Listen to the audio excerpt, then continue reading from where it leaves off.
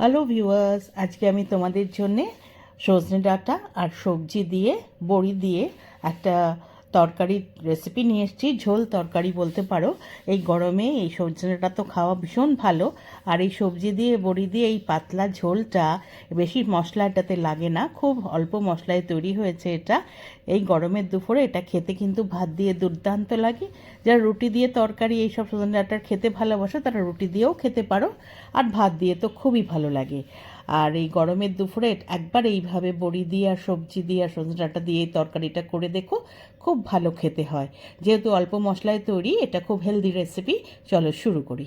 তার জন্যে আমি যা যা সবজি নিয়েছি, আমি সজনে ডাঁটা নিয়েছি, আলু নিয়েছি, বেগুন নিয়েছি, পেঁপে নিয়েছি, গাজর নিয়েছি, রাঙা আলু নিয়েছি, লম্বা লম্বা করে সব কেটে নিয়েছি, কিছুটা বড়ি নিয়েছি, আর কাঁচকলা নিয়ে সেটাও কেটে আমি হলুদ জলে ভিজিয়ে রেখেছি।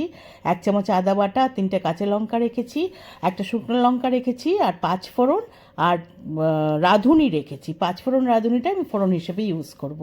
এইভাবে অনেকটা তোমার শুক্তোর মতো খেতে হবে, কিন্তু তেতো ছাড়া এই তরকারিটা, ওই জন্য খেতে খুব ভালো হয়। খেতে শুক্তোর মতো টেস্ট পাবে, কিন্তু শুক্তো নয়।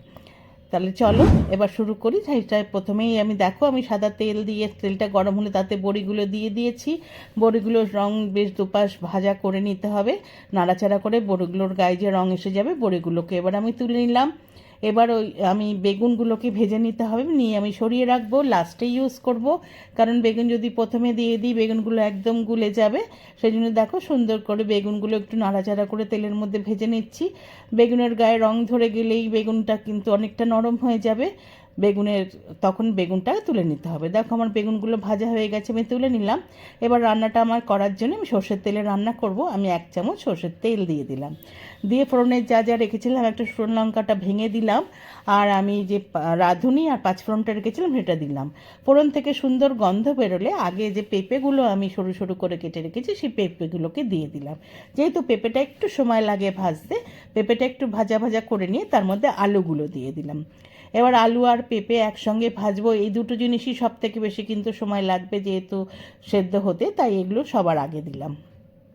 কিছুক্ষণ আলু পেঁপেটা একটু তেলের মধ্যে ভাজা ভাজা করে নেওয়ার পরে রাঙা আলুটা দিয়ে দিলাম। রাঙা আলুটা দিয়েও একটু তেলের মধ্যে একটু আলু পেঁপের সঙ্গে মিশিয়ে নেব, নিয়ে ভাজবো। একটু ওটা ভাজা হলে তার মধ্যে এবার বাদবাকি আমার যে যা যা সবজি আছে সেগুলো এক এক করে দিয়ে দেবো। আমি কাঁচকলাটা দেখো আমি হলুদ জল থেকে তুলে দিয়ে দিলাম। গাজরগুলো যেটা রেখেছিলাম, গাজরগুলোর কালারটা এত সুন্দর, তরকারির রঙটাই চেঞ্জ হয়ে যাবে। গাজরগুলো দিলাম, আর ডাঁটাগুলোও দিয়ে দিলাম। এবার সব সবজি আমার দেওয়া হয়ে গেছে। এবার সুন্দরভাবে সবজিগুলোকে তেলের মধ্যে আমি ভেজে নিচ্ছি। সুন্দরভাবে সবজিগুলো একটু নাড়াচাড়া করে কিছুক্ষণ ভাজা ভাজা করে নেব। বেশ কিছুক্ষণ নাড়াচাড়া করে ভাজা করার পরে যে আদা বাটাটা রেখেছিলাম সেটা দিয়ে দিলাম। আদা বাটাটা দিয়ে, আর যে কাঁচা লঙ্কা 3টে চিড়ে রেখেছিলাম সেটা দিয়ে দিলাম।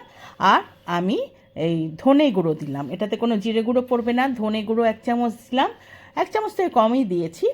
আর লঙ্কার গুঁড়ো দিলাম আমি 1 চামচ থেকে কম, আর হলুদ গুঁড়োও দিলাম 1/2 চামচ মতো, আর নুন দিয়ে দিলাম। যতটা তরকারিতে নুন লাগবে পুরো নুনটা দিয়ে দিলাম।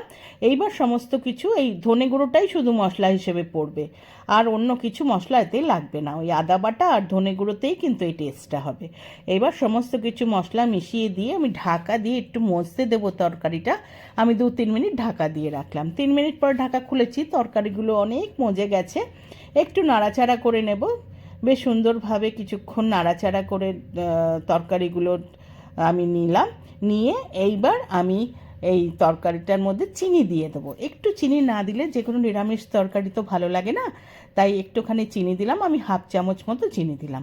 চিনিটাও এবার মিশিয়ে দিচ্ছি। সুন্দরভাবে চিনিটা যখন মিশে যাবে, এইবার আমি দেখো এই তরকারিটাকে জল দিয়ে দেবো, কারণ এবার সেদ্ধ হতে হবে। তো আমি মোটামুটি 1 গ্লাস মতো জল দিলাম। এমনভাবে জল দিতে হবে তরকারিগুলো যাতে সব জলের মধ্যে ডুবে যায়।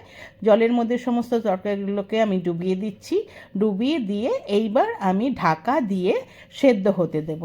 ঢাকা দিয়ে প্রায় আমি 7 থেকে 8 মিনিট গ্যাস মিডিয়াম থেকে স্লো করে সেদ্ধ করব। 8 মিনিট পরে ঢাকা খুলেছি। মোটামুটি আমার সব তরকারি দেখেই বোঝাচ্ছি সুন্দর মজে গেছে, সেদ্ধও হয়ে গেছে।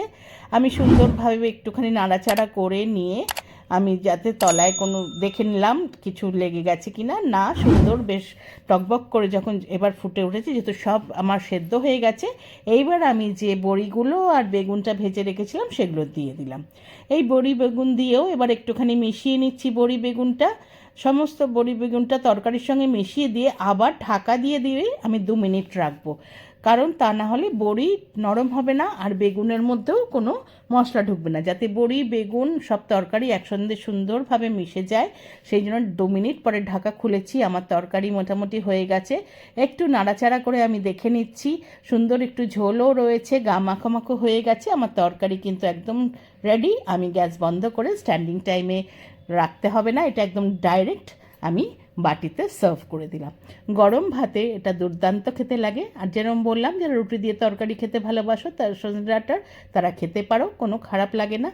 এবং এই বড়ি থাকার জন্যে আর এই সজনে ডাঁটার একটা আলাদাই টেস্ট, আর অল্প মশলায় তৈরি হয়েছে, দুর্দান্ত খেতে হয় এই সজনে ডাঁটার এই ঝোলটা। একবার করে খেয়ে দেখো, গরমে খুবই ভালো লাগবে।